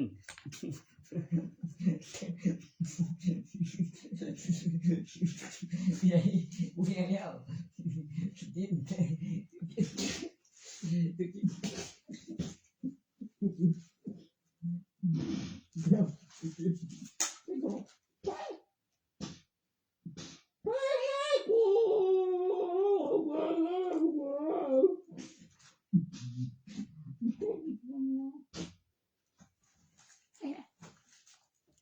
Ai? Con bông thế này lửa. Mình cũng bông đó.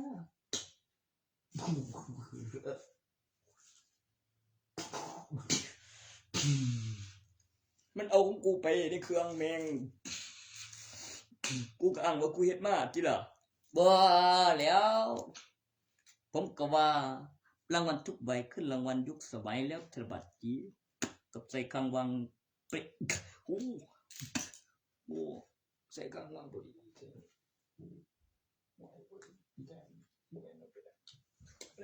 โจทุกคนอีโจบ่เด้คือแม่ลูกโจกัน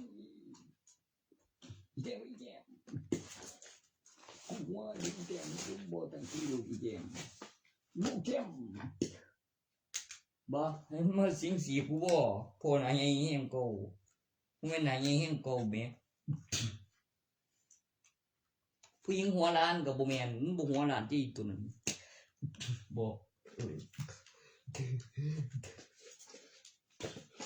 โจที่หัวล้านจริงเอาพลัง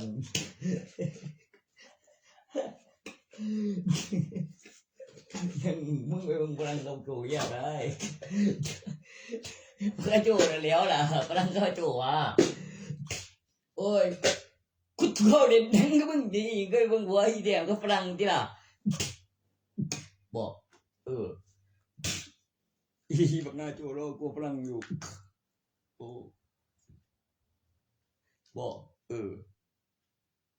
พลังมันคือหัวล้านว่าเมงอยู่ก็โดน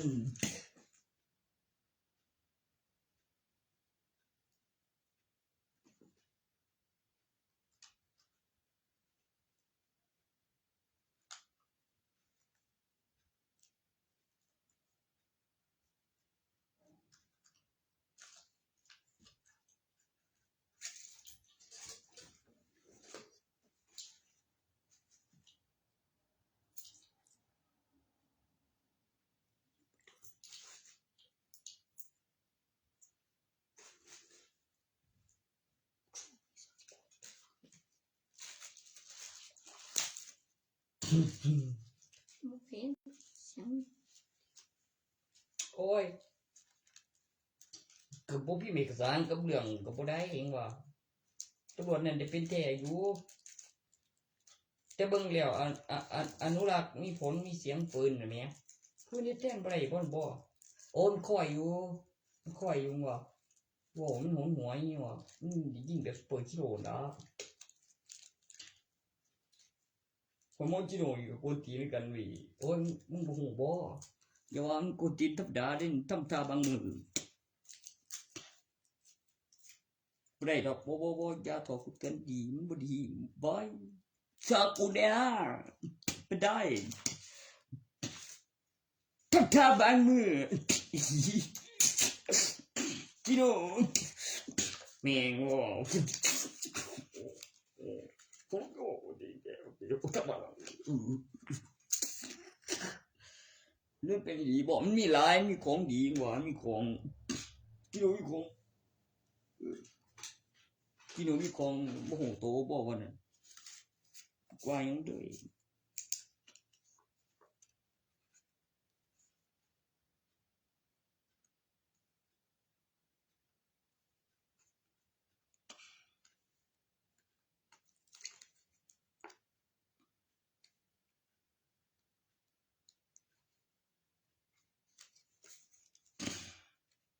นั่นเจ๊ไผบอกว่า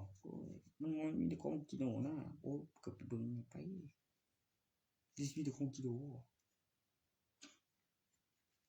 มันไปใส่จังตายใส่แล้วจักอีนี่ว่าสิยองโคตรโอ้ย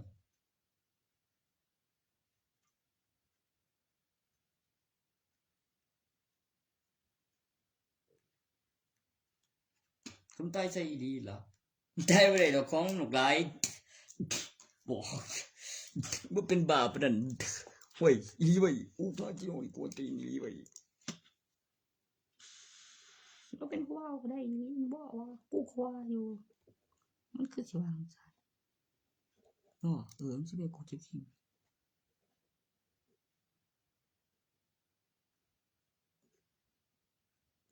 ผมอยู่กลางว่าผมมันตายไปแม่งบอกมันจะบ่ตายบ่วะเส้นจำได้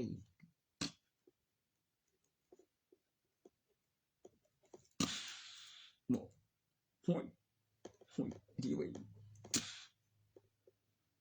แม่อยู่ได้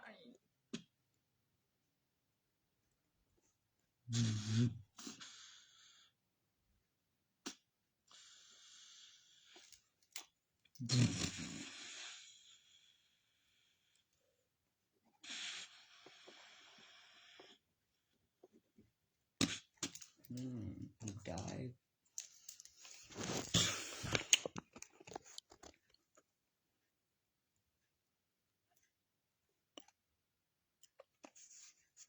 มันว่าตีเด้อกูไปตัวมึง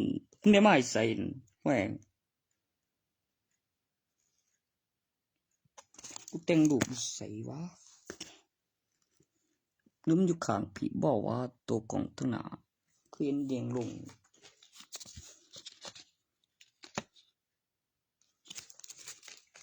กูบ่เขียนแผลวะน้อยกูหันซ้ำเพิ่นนั่นบ่วะผู้นักบินอวกาศเมียแผลกูข้างนี้แท้ๆล่ะบ่ก็กูกวนตีนคนบ่ว่าบ่แม่นกูเคยเอาแล้วก็มีหายกูก็กูใส่กล่องหน้ากล่องหลังเว้ยกับสลับหม่องเจาะหูเขาคนถ่ายก็ถือเองก็ผิดเป็นถือตีนถือตีนถือตีนถือตีน บอกจำแบบเป็นอะไรของแกใส่หัวเรียกต้อง เลยช่วยได้แล้ว บ้า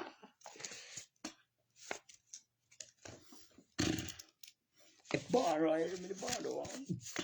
บอก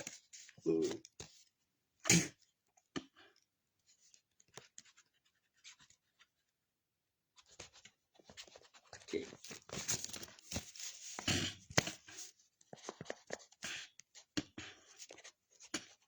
ต้องขยับได้ในภาพนิ่งด้วยบอกได้ในภาพนิ่งให้ได้เห็นก่อนหลักฐานในกล้องจรต ตัวให้ได้เห็นก่อนใช่ไหมออกมาในอุปกรณ์แล้วต้องบันทึกและอ้างประโยชน์ด้วยได้เพื่อเห็นผลไวขึ้น บอก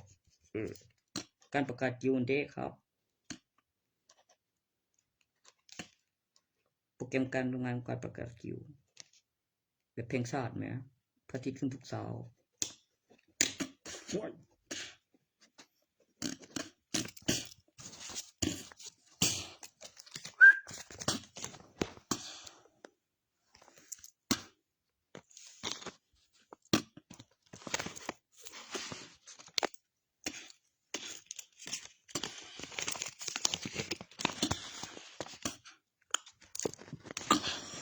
มึงเรียกอะไรอยู่เกมกูสาตังเทศนำเป็นสอนนะเธอปัดทุกเครื่องเงินปลุกใส่ปาปิฟาบอกเพื่อเป็นมีบ่คิดอะไรหรอกเนี่ยเลยผู้ใดบ่บ่เหมือนว่าตัวเนี่ยมันไปใครสิเดี๋ยวมีก่อนหลวงปู่กูตื่นอ้าวเฮ้ยว่ายบ้านกูได้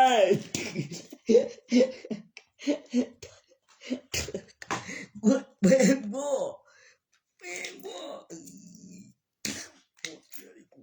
โอ้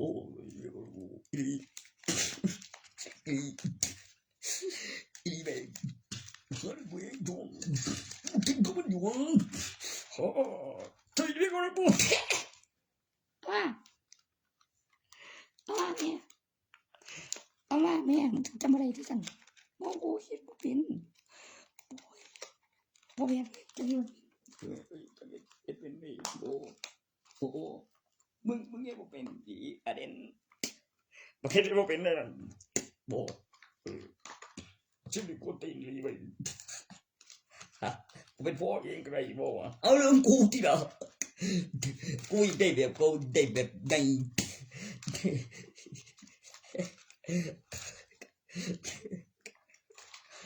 คือแม่มันได้แบบไง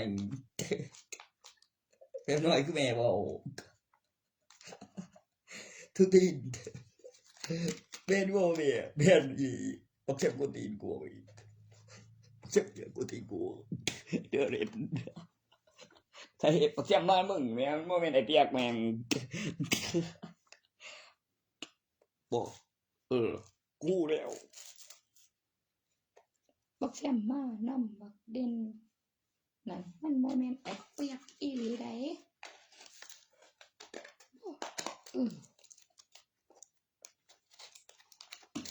เนี่ยอยู่มันก็สู้บักเข็มได้นะตัวใดวะมันเป็นหลักฐานต้นสางพอมึงบ่จักแล้วเฮ็ดใหญ่นำสิย่านบ่มีความสึกครูกูเด้โอ้ยว่าข้าวเองเด้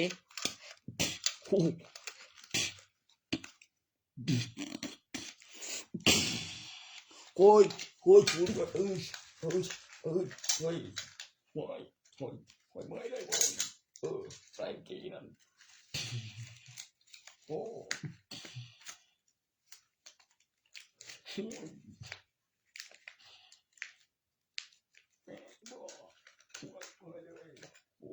ก็เย็บพ่อคนว่ามานั่นไม่หนีแล้วมันไม่ใช่ว่ากูตีร้านกูเองถึงจำจัดการแล้วก็เฮ็ดได้บ่วะอะไรวะเฮ็ดลูกแล้วบ่ซะมันมึงระวังตึกตีนกูแบบหยังวะเฮ็ดเป็นบ่เนาะกูตีนได้อีกค่ะบ่ก็เห็นฟันหลายบ่นั่น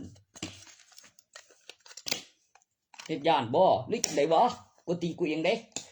คือจังบ้าเนาะมันเป็นหยังวะ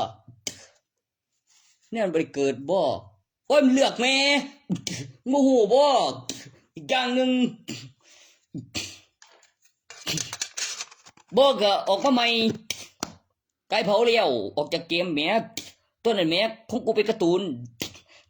ไปเดี๋ยวตัวก็ได้เลี้ยงเข้าใหม่ก็ประกอบเป็น power over มันคือเกมเลี้ยงยังซูเปอร์ฮีโร่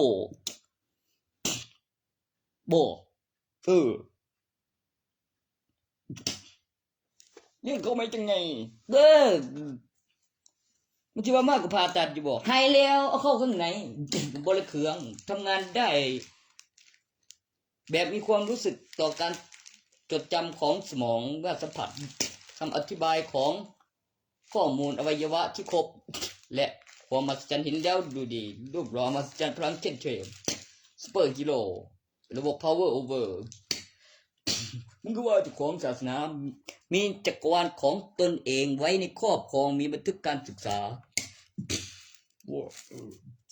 เป็นเจ้าของศาสนาเป็นเช่นพระเจ้าปูตินยังอ่ะยังอ่ะคอยก็ว่าอยู่ตัวนั้นบ่เทบันไดตัวกูได้ยินนั่นมันบอกคือจังประชาชาติลูกบ่ได้เกิดบ่มีอันสิหลายใส่เดี๋ยวนี้บ่เขาแต่มันหนีแล้วบักครับตัวนั้นไผวะเป็นอยู่กลัวอยู่มันหนีที่สั่นมีคนบอกไว้แนมท่านหนีอยู่บ่วะหนีอยู่ดอกชายเป็นบ่ก็ใกล้ไอ้หนุ่ยบ่นั่นกูหนุ่ยก็อยู่มันก็สิเปลี่ยนป่วยไงปิโอ้ยเปลี่ยนไปได้เนาะก็สิบ่เปลี่ยนใส่กรอกนั้นก็จำได้จักคือโรงพยาบาลบ่ได้เอกสารเวกก็ประโยชน์ตัวนั้นแม่เพิ่นเล็กตอกตะกุดแบบบินบ่สูญแดงว่าได้หนังเหนียวห้องแผ่นเด้เล็กดูดบ่ดูดแบบหนังเป็นผิวกรีดมันบ่เป็นแม่ใบไปจักมันไปอ่อนกูไปต่างประเทศมึงเด้ไปกับปู่ศรีเด้ไปเมืองจีนอยู่นั่นเพิ่นสิคุยธุรกิจกับฮ่องเต้ทุกทีมกูเลยเอาหยังน่ะบอกไว้เอาอีคิวกับดีเซมไปทำอยู่ดอกบ่แม่นเอาดีเซมไปต่ออีคิวแม่กับนั่นแม่แปลไทยก็มาเนี่ยมันสิซอยค่อยปอบหมออีคิวอยู่ดอกตื่นตาเทกหันอีกกับอันเทิด8หางให้ไหลบ่แม่นนักเขียนเด้อเว้ยยังนั่นเบ็ดยังน่ะบอกตัวเพิ่นตายบ่ฮู้ว่าไปไสคุ้มฝูงพร้อมสอนดวนเหรียญเดียวสะกดปิดนึกฟังดำอย่าลืมต้องเก็บตังค์ด้วยได้ครับอีกคิวไปทีละหลังคาเรือนพูดรู้เรื่องรูปแบบบางแผ่นดินไปถึงก่อนวับเวกโบดวงจันทร์หอดเองใครบักหน้าทอดดวงจันทร์มันหอดแล้วบอยอยู่ดีเสียมเดียวถ้าอีกคิวโทษดวงจันทร์ยังหนกมึงยิงโบอีไว้แค่เลยเพลงกูคิว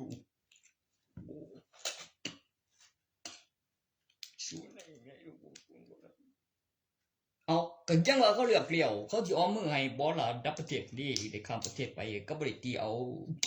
บ่แบบฮู้เรื่องบ่ได้ข่าวนำบ่เองบ่เห็นข่าวมันหลอนแล้วมันเสพยาบ่วะก็ยังว่าเอาไปใส่ต่อกับได้ไปต่อกับโลกนานแม่นมีเงินว่ากับเด็ดเหรียญแล้วความมหัศจรรย์ก็บังเกิดเด้ก็ไปที่หลังคาเรือนแล้วมีรุ่นลูกกับรุ่นหลานเด็กแต่ใหญ่ขึ้นมาก็มีทหารกับตำรวจเขาเอิ้นหยังว่าตัวนั้นเขาเอิ้นอ้างได้แล้วก็มีแผ่นดินแล้วก็มีเก็บเกี่ยวในฤดูกาล1แล้วก็ไปเป็นเงินแล้วใส่ธนาคารแล้วก็มีอ้างได้แล้วยังมีหลายได้ดีแล้วไปอ้างแล้วคาเบียโอ้สคาเบียแม่งเอ้ยเงินกลายกับผลิตนำปัจจุบันอนาคตอีกอยู่ข้างล่างก็มีสะสมบ่คาเบียแดงคาเบียก่อนกับรัฐบาลบ่ได้รัฐบาลกินก็ไรนี้แล้วมาเกี่ยวดองเนี่ยคาเบียเว้ยปกติโอเคบ่พอดีคาเบีย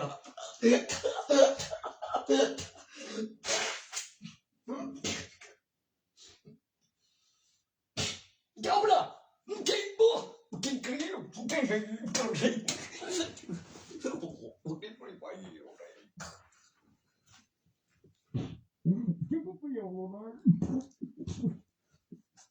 พ เพลงหนังเมืองจีนบางทีก็เปลี่ยนมาแล้ววันนี้เจ้านาคาเบียเขาไปเบียงบัวสระดีของเทศไทยเฮ็ดของเทศเต็มโลกนี้จะแค่คนเดียวบอกเราแต่บอกจะขับบีอังได้ขับบีไม่กูจริง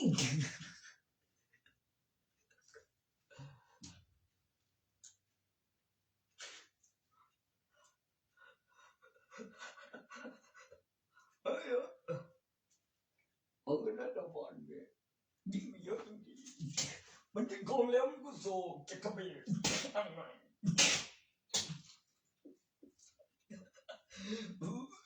โอเคเสร็จแล้วบอลหลอนบอลมีใครจำมันหลอนอยู่บอกว่ากูนั่งจะว่าอยู่แง่แบงบุ้ยปีละครั้งฤดูกาลแบบเก็บเกี่ยวใน1 วันเลี้ยงฤดู1 วันเก็บเกี่ยวมันต้องมีตอนนี้ถ้าครบแล้วเนี่ยจะไปขายแล้วต้องหนักแบบเพราะมีที่นะแม่จะได้เติมนะทั้งหมดเข้าไปเมื่อกี้นะแบบขอตรวจสอบหน่อยมีรัฐบาลให้ค่าเบี้ยไหมเพื่อไปเอาเบี้ยเมล็ดพันธุ์ไม่ก็ซื้อให้ไม่ก็มันมาแล้วจะไปซื้อเบี้ยเบี้ยเดี๋ยวเจ็บโอ้โหจริงบ่จะไปซื้อเบี้ยแม่เจ็บเจ็บเจ็บมันต้องมีข้าเบี้ยนี่รัฐบาลเย็นข้าเบี้ยตอนอ้างได้ตั้งราคาพวกเราไล่เท่าไหร่ข้าเบี้ย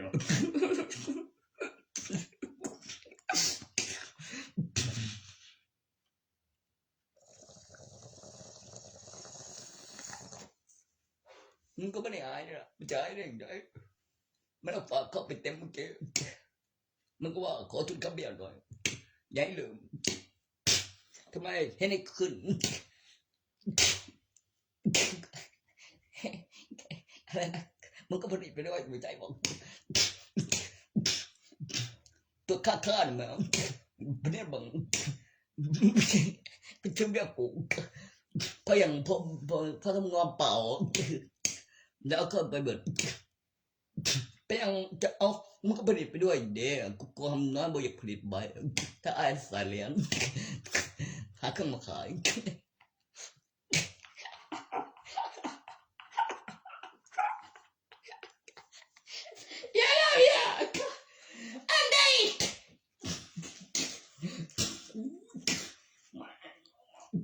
เจ็บมัน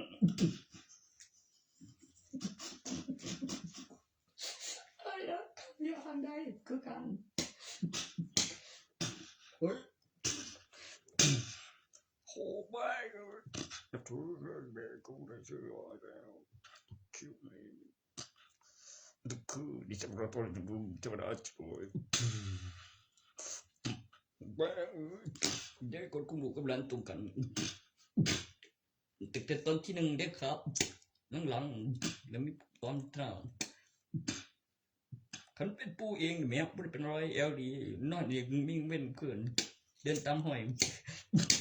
ก็พอได้ตัวตีกูเลยหอยมันอังได้เย่ดีดีกูอู้ร้อยเลยตัวนั้นมันได้ใส่กระดาษต้องใส่ปากกาเย่มาคนยกมือมันต้องมีทุนเย่ตัวนี้มีทุนเว่จึงได้มันคือบุจีอังได้ขับเบียแล้วไปจะเอาไปซื้อเบียร์มั้งเอฟเจ้เอฟเจ้เอฟเจ้เจ้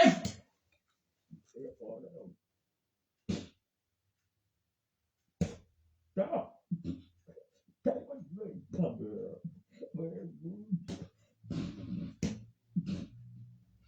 ล้วดิมันเป็นราคาประกันของที่ดินแล้วขึ้นราคาแล้วก็ย้อนมีวัตถุแล้วมีวัตถุแล้วก็มีโฉนดแล้วย่องถนนแล้วตั้งซื้อถนนแล้วเขาไปนำแล้วดึงธุรกิจแล้วมองได้บนพัฒนา เลิกคิดเส้นถนนปันจงขยับแบบโว้ไม่เรียนทำอีกแม่งยังไงยังนะบอกเดี๋ยวตัวมันเองเอี่ยมเมียฐานแล้วอัปเดตเข้าไปใหม่แล้วปิ้นแล้วถ่ายรูปแล้วเข้าไปใหม่นี่เขาเอิ่นการขยายตัวของสันบรรยากาศโดยใช้หลักฐานวัตถุเป็นเอกสาร GPS แล้วก็ตำแหน่งที่ตั้งแล้วประชากรแล้วก็ที่ว่างมีที่ว่างเพื่ออัปเดตกำหนดเวลาค่ำคืนเพื่ออยู่ในสถานการณ์ที่แต่ปกติแล้ววางอย่างแบบผมมีประมาณนี้ในประเทศไม่ได้สามารถต้องเด็ดมันก็ได้เก็บกับก็ได้มีเจ้าของ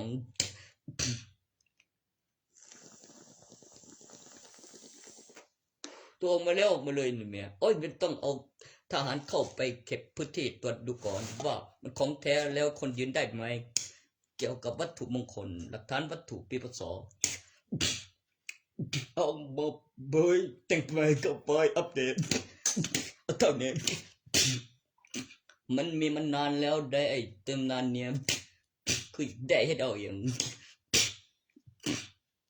ตัวเสือประวัติศาสตร์บอกในหนังสืออ้างเสือเพราะอะไรนะบอกมีในหนังสือเดมีการศึกษาโอ้ยโอ้ไปมึงดูกี่ปีแล้วนี่มีดูมากกว่าหมื่นใน YouTube มีจำนวนตัวเลขนี่จำได้มันโคตรโอ้ให้ได้เห็นก่อนเห็นไหมเมื่อกี้นั่นตอนนั้นรอหน่อยแต่อย่าให้รอนานกำหนดเวลาไม่มีบาปต้องการเห็นผลว่าขออะไรทั้งเมตฐานได้มาของจริงในกล้องจรคนยังไม่ตายสักวันต้องได้ครบทุกรูปมันเอ้ยแต่นะแต่เพื่อพิสูจน์ได้มากล้องจรก็แจ้งตำรวจมีของนั่นว่าของจริงหรือเปล่าเขาทำกันแบบยังบ่ตายได้มาก่อนแล้วได้ซ้ำอีกในตำแหน่งกล้องจรมันคงบ่เหลือมันคงออกมาแล้ว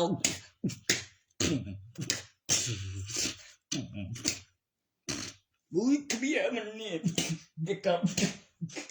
แล้วซ้ำจะเป็นก้อยเบิ้ง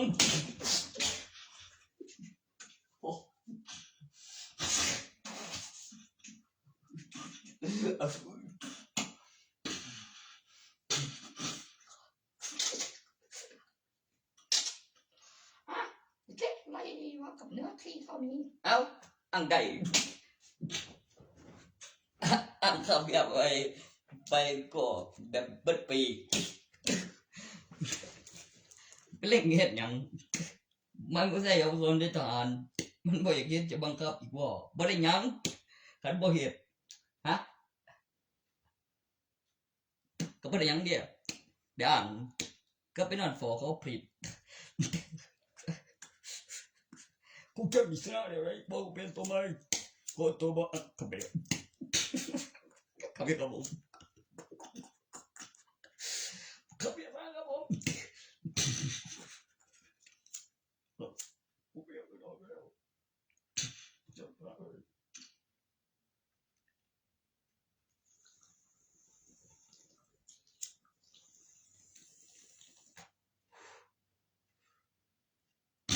เป็นโป้นังเบมันจะบอกว่ามันจะไปบอกกูแจ้งกับยูหันเดียมันหลีเล่นกับสาวก็ฟังอนุมัติขับเบียแล้วอยู่เบื้องหลังจะไม่เองบริจักคือบ่แบดหรอเอาสาวงามมานั่งหนาวเหรอนี่เสียงอะไรเนี่ยวะบ่แบดเว้ย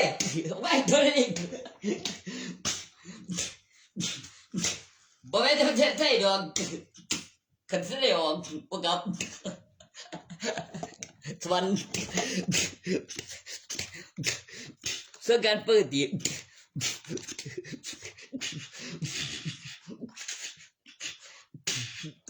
เอาแมวนะครับเบิ่งบุญแมวสองกลางวันกลางคืนมาหาเองนะไอ้ล่ะสิมาเรื่องกู พอพามาขายแล้วกันพอมันนำผมเข้าใจฮอดบ้านบ่อิหยังก็ถอดขึ้นไปเลยก็ได้แต่ตัวไม่ได้กูไม่ได้กูจีไม่ได้กูจีทุกทีทุกทีเขียนแล้วทุกทีคำหมายของเขาด้วยประโยชน์เพื่อประเทศชาติการขยายตัวสร้างบรรยากาศพื้นแผ่นดินที่พิขาดความอุดมสมบูรณ์ฤดูกาลยุทธพยุต่อสากป้องกันข่าวร้ายป้องกันอุทกภัยป้องกันภัยทางธรรมศาสตร์รูปแบบของมนุษย์ที่ไม่สูญสลายกับพันธีมีบันทึกต่อสากตั้งชื่อไม่กลัวไม่หลอนมีจริงตอนที่13มา12และ13อีกรอบและ14ตอนที่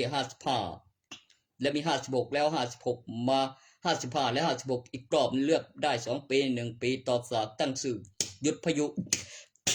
โซบันทึกและพูดเรื่องไม่สูญสลายความมหัศจรรย์ของวัตถุมีค่ามีปีพศปีคศที่ขึ้นระบบในอุปกรณ์เพื่อข้อมูลพิสูจน์ความจริงโบยต่อสารใน2012แล้วก็ซิงข้อมูลดูปฏิทินก่อนแต่ปกติแล้วพริบตาวิดีโอความจริงเหรอเป็นเรื่องธรรมชาติที่อุดมสมบูรณ์ตั้งชื่อพายุตัวนั้นหรือภัยพิบัติทางธรรมชาติตัวนั้นนะบอกโอ้ยยาวกว่าเดิม2012ป้องกันข่าวร้ายยังไงบอยมาเนี่ยโคกุเลอโคแมงบ่อะไรล่ะเป็นได้พระเจ้ากินงานเพลงโอ้ยโอ้ยยุโรปดี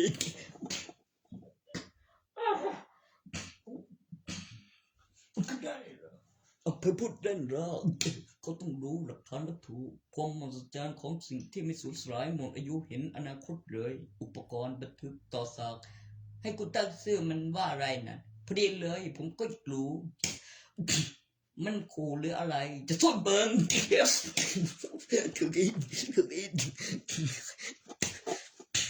มันต้องหยุดข่าวร้ายตัวนั้นด้วยรักษาการแต่ปกติรวยนะก็อ้างเบียดเดียตามเบียดแล้วต้องได้มาอีกปีหน้ามีราคารับประกันแต่ละรายเมื่อเงินอยู่กับธนาคารครบแล้วหลังจากทำเพื่อนทำแบบเสร็จแล้วได้ประจำได้แบบที่มันมีได้ยินว่าปงได้แบบหมอยบอใส่แบบแถวหมอยแบบตัวนั้นนะได้ประจำได้ตลอดนะ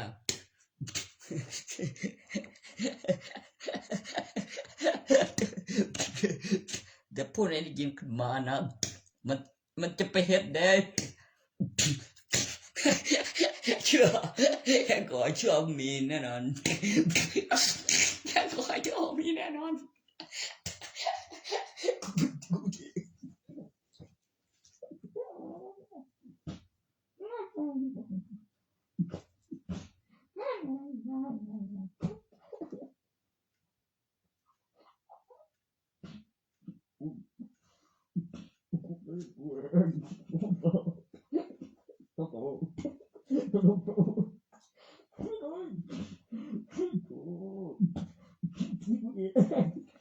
Biết chút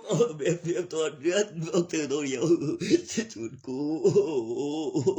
ông ngủ đi wow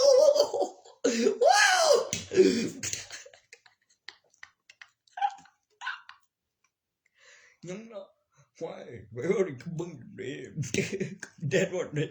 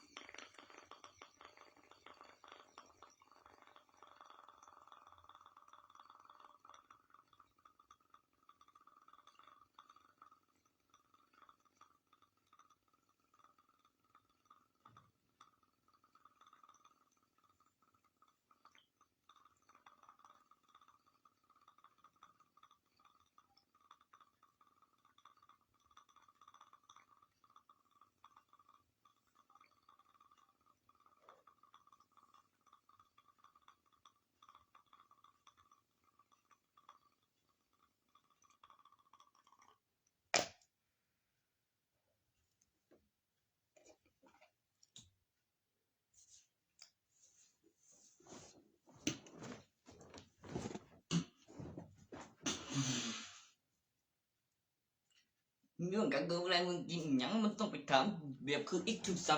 ำจะอ่านขับเบียร์สกุลเงินดีแล้วมันก็ไม่เคยตายจิตห้วยตอนที่โซเชียลไปฐานแล้วอุปกรณ์มาจันเดชทรงพลังไอตัวที่เป็นอาจารย์ว่าจะออกมานะซีซั่น2ของอาเซีย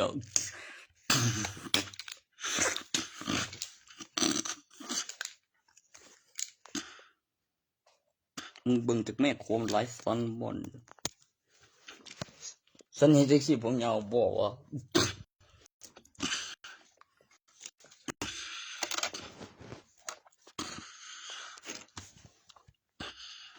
มีอะไรให้จัดการไหมหรือมีเสียงที่มีความรู้สึกไม่ดีหรืออะไรไหมหรือเบิดแล้วทั้งภัยพิบัติโดนตัดสากแบบแผ่นดูดเข้าไปเมื่อกี้นั่นบอกเก็บบันทึกโอ้ยผลต่อจากคำเตือนจากสนามบินเครือข่ายมันจะโกหกยังมันต้องเจอกูเนี่ย